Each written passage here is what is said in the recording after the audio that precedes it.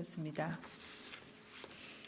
또한 7번째 환자와 22번째 환자는 증상 호전 후에 실시한 검사 결과 2회 유전자 검사 음성이 확인되어 오늘 격리 해제가 되었습니다. 1, 2차 임시 항공편으로 우한시로부터 귀국한 교민들의 퇴소전 검사 현황을 말씀드리겠습니다. 1차 임시 항공편 입국자 368명에 대해서는 확진 환자 2명을 제외한 366명이 어제 실시한 그 검사에서 모두 음성으로 확인되어 2월 15일부로 격리 해제되었습니다. 2월 1일 2차로 입국한 333명은 진단검사 결과 오늘 오전에 전원 음성으로 확인되어 2월 16일 격리 해제 후에 퇴소할 예정입니다. 중앙방역대책본부는 최근 며칠 동안 확진 환자가 추가로 발생하지 않았지만 지역사회 및 의료기관에서 발생할 수 있는 감염 사례를 차단하는 데 집중할 시기라고 보고 있습니다.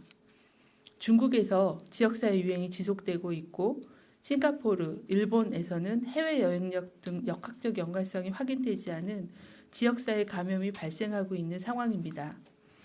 또한 근본 코로나 바이러스 19의 특성상 증상이 경미한 상태에서도 빠르게 전파를 일으킬 수 있어 지역사회 감염 위험성이 상존하고 있다고 보고 있습니다.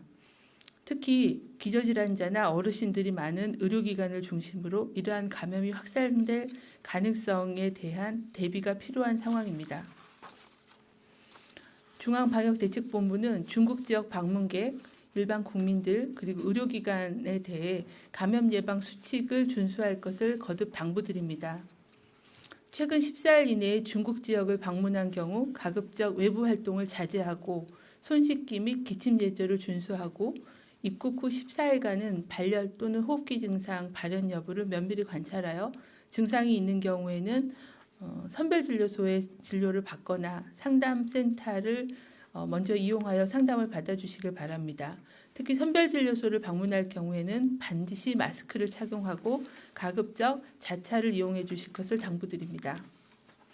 일반 국민들께서도 손 씻기 30초 이상 비누로 꼼꼼하게 손 씻기, 기침할 때는 옷소매로 입과 코를 가리기, 그리고 기침 등 호흡기 증상이 있을 때는 반드시 마스크 착용하기, 그리고 의료기관 방문할 시에는 해외여행력을 자세하게 알리는 등의 감염병 예방 수칙 준수를 다시 한번 강조드립니다.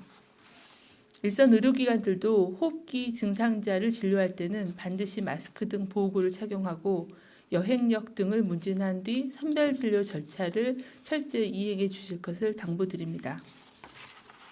이상입니다.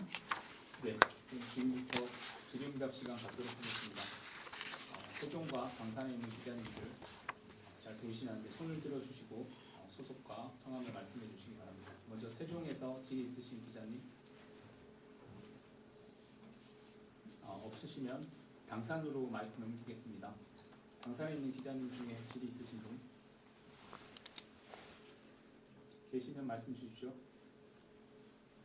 네, 저 연합뉴스 김상비 기자인데요.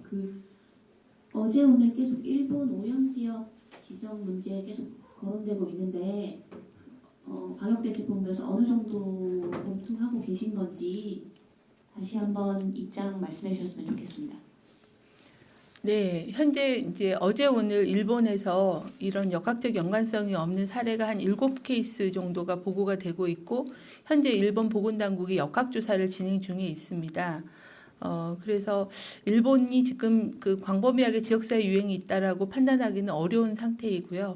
일본의 그런 환자 발생 동향과 그리고 이런 역학조사 결과에 대한 부분들을 예의주시하면서 모니터링하고 있는 중이다라고 말씀을 드리겠습니다. 네, 답변 되셨으면 또 추가 질문 받겠습니다. 예, 말씀 주십시오. 당산 기자님. 네, 뉴시스의 구보서입니다. 28번째 확진자가 검사 결과 음성이다 이런 보도도 있었는데 28번째 확진자 현재까지 보고된 검사 결과랑 상태 여쭤봅니다. 네, 28번째 확진 환자는 현재 격리병원에 입원한 후에 질병관리본부에서 3번 검사가 이루어졌습니다. 첫 번째 2월 12일 날 검사한 거는 지난번에 말씀드린 걸로 미결정 경계 상태였고요. 2월 13일, 2월 14일 2차, 3차 검사에는 음성으로 확인되었습니다. 현재 증상은 없는 걸로 보고받고 있고 그리고 폐렴 소견도 없는 걸로 보고를 받았습니다. 이 사례에 대해서는 중앙임상 TF에서 사례에 대한 종합적인 검토와 TF의 검토를 거쳐서 사례에 대한 판단과 그리고 퇴원에 대한 격리 해제에 대한 일정에 대해서는 논의하여 결정할 예정입니다. 네, 답변 드렸습니다. 또 다음 기자님 질문 받겠습니다. 예, 당사에 있는 기자님. 네, TV조선 송민선이라고 합니다. 아까 오전에 김강차님께도 여쭤봤지만 다시 한번 정은경 본부장님께도 여쭙습니다. 미국 같은 경우는 독감 환자들 대상으로 이게 비슷하다고 해서 바이러스 검사를 실시한다고 해요. 그래서 코로나19가 결국 독감처럼 계절 유행할 그런 가능성 때문에 그런다는 얘기가 있던데 우리는 이런 식으로 시행할 계획이 있는지 그럴 필요성이 있는지 여쭤봅니다. 네, 저희도 미국 브리핑 내용을 들었습니다. 현재 코로나 바이러스가 경증 환자가 많고 또 일부는 이제 기저질환자에게 들어갔을 때는 치명적인 그런 결과를 낳는 그런 패턴을 보이고 있고 이게 신종 감염병이다 보니까 우리나라 국민들도 면역을 갖고 계신 분이 없으십니다. 그래서 어느 정도 계절적인 또는 장기적인 그런 유행의 가능성들을 전문가들께서도 조심스럽게 그렇게 전망을 하고 계신 상황입니다. 그래서 저희가 이번 유행에 대한 봉쇄 차단에 대한 것도 집중하고 또 지역사회 감염 차단, 의료기관 감염 차단에 대해서 집중을 하면서도 이런 장기적인 유행에 대한 대비책도 필요하다라고 판단하고 있습니다. 그래서 이 부분에 대한 감시체계, 지역사회 감염 감시체계를 강화하는 방안을 현재 논의 중에 있고 우리나라도 이와 유사한 인플루엔자 감시체계의 실험실 감시체계가 50여 개 의료기관을 중심으로 병원체 감시를 하고 있습니다. 그래서 그 부분에 이 신종 코로나 바이러스 19를 포함시켜서 감시하는 방안을 현재 계획을 검토 중에 있습니다. 확정되면은 브리핑 때 말씀드리도록 하겠습니다. 네, 세종에서 KBS 기자님 질문 있으셔서 받고 또 당사로 넘어가겠습니다. 네, 안녕하세요. KBS 이수민입니다. 질문 두 가지가 있는데요. 우선 일선 현장에서는 자가격리 대상자한테 자가격리 생활 수칙 같은 거를 어떤 방식으로 전달하는지가 궁금하고요. 또 실제로 자가격리 대상자가 격리 기간 동안에 외출한 사실이 확인됐을 경우에는 어떻게 조치하고 계신지 그렇게 두 가지 좀 말씀 부탁드릴게요.